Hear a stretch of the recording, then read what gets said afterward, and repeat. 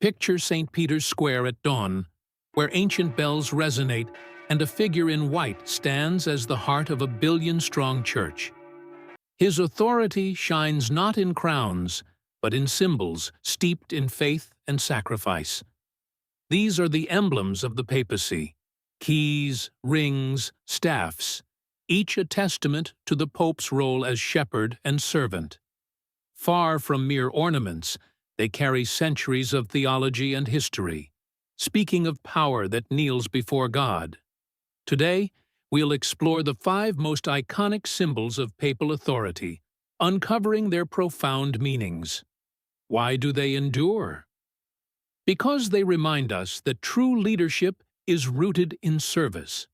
Let's begin with the symbol that unlocks the Vatican's heart: the keys of St. Peter.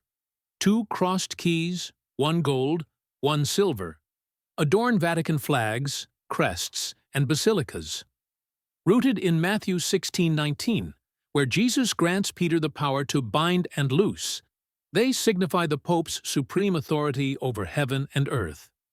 The gold key represents spiritual power, the silver temporal influence. Emerging in the Middle Ages, they became the Vatican's official emblem by the 14th century, etched into art and architecture, from St. Peter's Dome to sacred frescoes. These keys are more than symbols. They're a promise. When a pope blesses the faithful, he wields the spiritual keys to guide souls. Their presence in every Vatican corner declares his role as Christ's vicar. Imagine the weight of holding such keys, opening doors to faith for millions. That responsibility carries us to another symbol, one worn close to the Pope's heart, marking his personal mission. The keys unlock the Pope's authority, but the next symbol binds it to his personal calling. Picture a gold or silver ring engraved with St. Peter casting nets, slipped onto a new Pope's finger. This is the Fisherman's ring, born in the 13th century, inspired by Matthew 4:19, where Jesus calls Peter a fisher of men. It's both a seal for official documents and a mark of the Pope's mission to draw souls to faith. Each ring, unique with the Pope's name, reflects his individual reign. Historically, the ring was destroyed after a pope's death to prevent forgery, a ritual shrouded in mystery. Pope Francis chose a silver ring, gold-plated, embracing simplicity. When he seals a letter or greets pilgrims, the ring is a quiet testament to his role as shepherd. Imagine artisans crafting this symbol, etching Peter's nets with care, knowing it will mark a pontificate. It's not just jewelry, it's a vow to serve. The ring's destruction echoes the fleeting nature of power, yet its legacy endures in each new design. Consider Francis pressing his ring to a child's forehead in blessing. Such intimacy carries the weight of centuries. What must it mean to wear a symbol so personal, yet so universal? That question leads us to a symbol the Pope carries in hand, guiding his flock through sacred moments.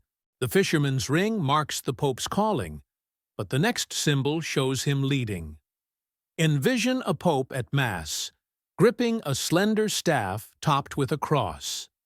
This is the ferula, a modern evolution of the bishop's crozier, symbolizing the Pope as a shepherd guiding his flock. Introduced by Paul VI in 1963, with a simple cross design, it reflects pastoral care over pomp. Francis's silver ferula, humble yet striking, stands out in St. Peter's, a beacon of leadership balanced with humility. The ferula's presence in ceremonies, from Easter to synods, underscores the Pope's role in steering the Church through joy and storm. Picture him leaning on it, weary yet resolute, guiding billions. Its simplicity asks, how does one lead with strength and meekness?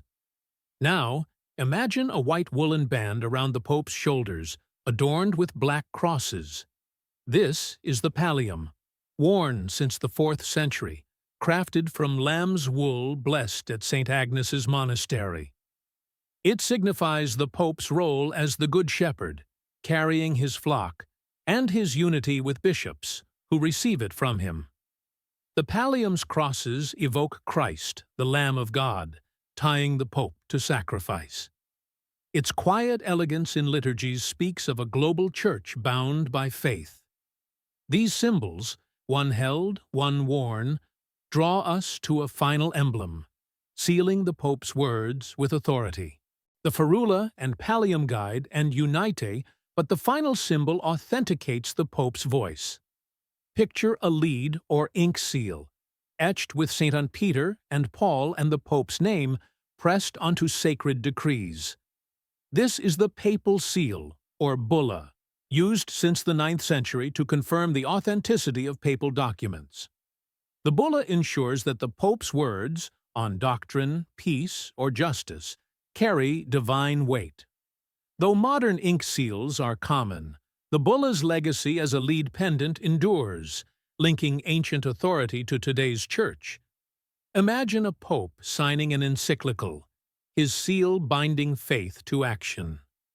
The bulla, small yet mighty, bridges the spiritual and temporal, its images of Peter and Paul grounding the Pope's mission in apostolic roots.